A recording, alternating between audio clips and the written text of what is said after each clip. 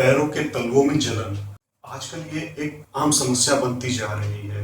पैरों के तलवों में जलन होना, उसमें सुई चुभने जैसी पीड़ा का अनुभव होना, ये बहुत ही कॉमन होता जा रहा है। इनके क्या कारण है, क्या इनके उपाय हैं, क्या लक्षण हैं, इन सब के बारे में हम विस्तृत जानकारी हासिल करने की कोशिश करेंगे। नमस्कार दोस्तों, चरक पाइल्स एवं पंचकर्मा में आपका हार्दिक स्वागत, हार्दिक अभिनंदन। मैं डॉक्टर शिवदत्त पटेल आपके उत्तम स्वास्थ्य की कामना करता हूँ। दोस्तों, अगर हम बात करते हैं, इनके सबसे पहले जो कारण आता है, न्यूरोपैथी डेवलप हो रही है। न्यूरोपैथी का मतलब ये होता है कि नर्व्स अपना काम सही तरीके से नहीं कर पा रही हैं, या फिर उनमें कमजोरी आ रही है, वीकनेस आ रही है, फट रही है, डैमेज हो रही है। सबसे पहला कारण निकल के आता है विटामिन B12। दोस्तों, हमारा खान पान ऐसा हो गया है जिनके चलते हमें विटामिन और मिनरल्स जो हैं वो बहुत अच्छी मात्रा में नहीं मिल पाते हैं, जिसके कारण हमारे नर्व के कंडक्शंस या फिर नर्व का फटना या डैमेज होना वो प्रॉपर होता रहता है, जिसके कारण हमें पैर में जलन महसूस होती है। दोस्तों, विटामिन B12 मेनली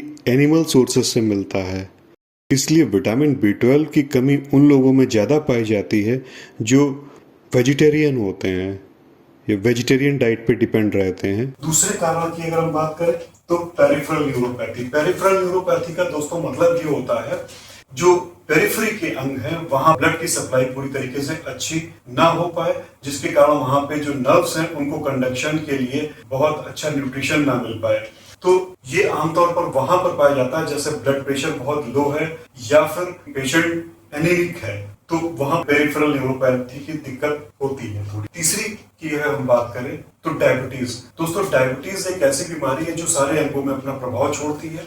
जब अगर डायबिटीज बहुत लंबे समय तक होती है तो वो नर्व्स को डैमेज करने लगती है, डायबिटिक न्यूरोपैथी होने लगती है और उसको तलवों में जलन पेशेंट को महसूस होती है। चौथे कारण की अगर बात करें, अल्कोहलिज्म। दोस्तों, जो लोग ज्यादा अल्कोहल कंज्यूम करते हैं उनके नर्व्स कंडक्शंस जो हैं वो हैम्पर हो जाते हैं, बहुत ही बुरी तरीके से प्रभावित होते हैं, जिसके कारण उनके पैरों में जलन होने लगती है।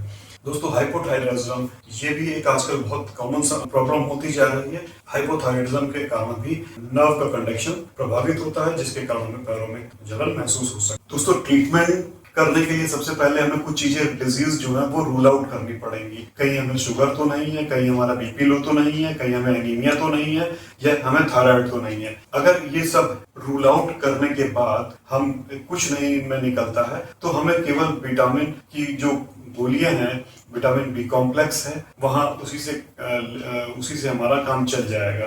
मगर अगर हमें शुगर है या थायराइड है या फिर बीपी रहता तो हमें शुगर का मैनेजमेंट करना पड़ेगा, थायराइड का मैनेजमेंट करना पड़ेगा और बीपी का मैनेजमेंट करेगा। जहां तक मेडिसिन की बात करें तो वहां पर विटामिन B कॉम्प्लेक्स की गोलियां आती हैं, विद मिनरल्स के साथ आप जा सकते हैं। विटामिन B कॉम्प्लेक्स में भी मेनली जो है वो मिथाइल कोबालामीन यूज करते हैं।